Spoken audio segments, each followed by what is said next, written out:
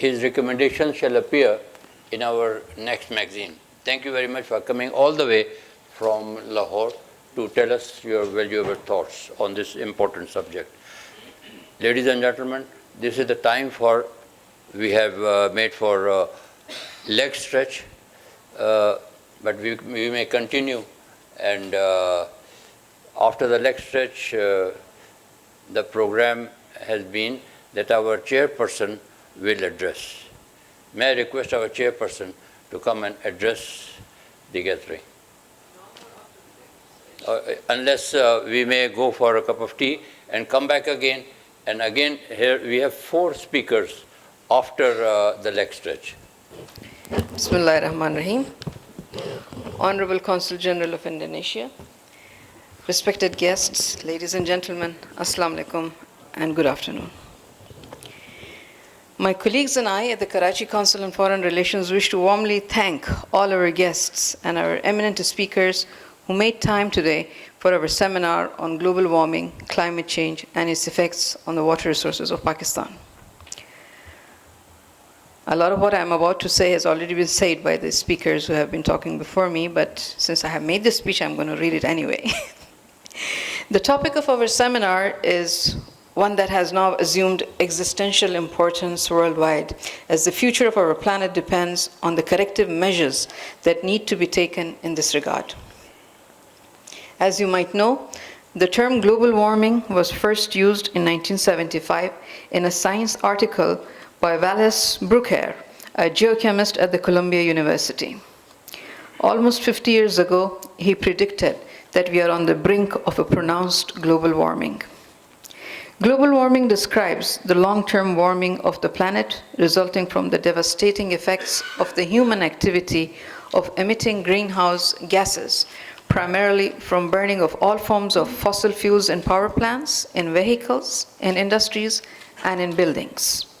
And the term climate change encompasses all the changes that are happening due to the warming of our planet, like the accelerated melting of mountain glaciers and ice blankets in the Antarctica and the Arctic Ocean, rising of sea levels, extinction of many plant and animal species, wildfires, extreme heat waves, blizzards, floods, and droughts. Climate change has adverse effects on human health as well. Warmer temperatures damage the air quality and trigger problems like asthma attacks, respiratory problems, and allergies. The world population has now crossed the 8 billion mark, and this colossal number is accelerating global warming infinitely. Starting from 1962, countless international conferences, many of these under the umbrella of the United Nations, have been held on global warming and climate change. In 2015, the Paris Agreement was drawn up and ratified by 196 countries who committed to reduce their greenhouse gas emissions. Unfortunately, most of the G20 countries, which are the leading economies of the world, have failed to uphold the objectives of the Paris Agreement and continue to contribute 80% of the global greenhouse gas emissions. China, USA, European Union, India, and Russia are the top polluters with highest carbon footprints. Even though the devastating effects of climate change are global and impact all regions of the world, the poorer countries are more vulnerable due to weaker infrastructure, fewer resources, poor health and education, and lack of planning and capacity to deal with such natural disasters. In this context, Pakistan is a case in point. The biblical floods of 2022 affected 33 million people with 1,800 deaths. 1/3 of our landmass was underwater. We suffered $15 billion of property damages like destroyed infrastructure, roads, bridges, schools, homes, and public works.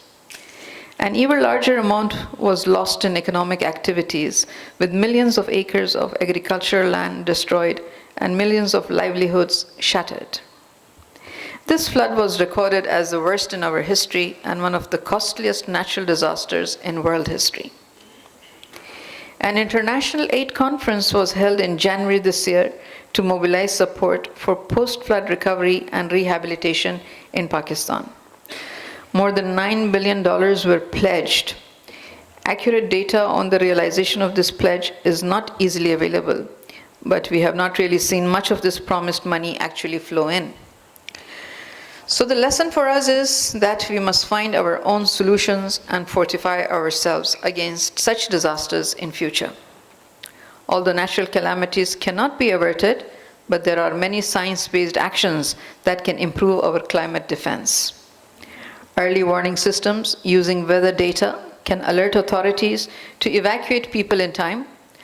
Flood inundation models can help communities and governments to take preemptive measures to reduce the damages caused by floods.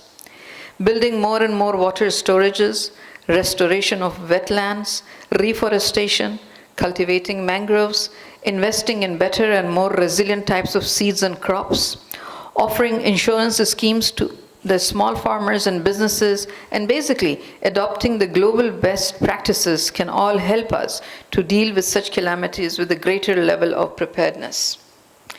The United Nations Climate Change Conference, more commonly referred to as the COP28, is being held next month in the United Arab Emirates, with the priorities of accelerating the shift towards renewable energy, strengthening climate finance, and giving more importance to people and nature as opposed to the interests of the big business lobbies.